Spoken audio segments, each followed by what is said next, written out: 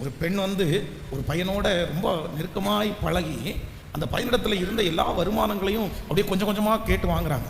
சுற்றி இருக்கிற எல்லாருமே சொல்கிறாங்க வேண்டாம், அந்த ஃபேமிலியோட டச் வைக்காதீங்க, அந்த ஃபேமிலி ரொம்ப மோசமான ஒரு குடும்பம், அவங்க வந்து பணத்தை உறிஞ்சிக்கிறதுக்கு தான் பார்ப்பாங்கன்னு சொன்னால் இந்த பையன் எதுவுமே கேட்கல.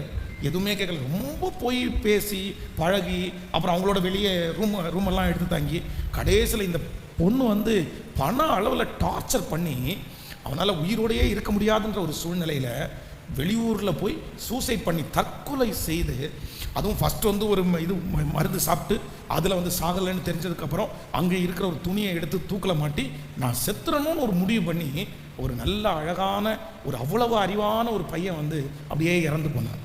காரணம் என்ன அப்படின்னா, வித்தியாசத்தை கண்டுபிடிக்க முடியல. வெளியில் பார்க்குறதுக்கு நல்லா தான் இருக்குது.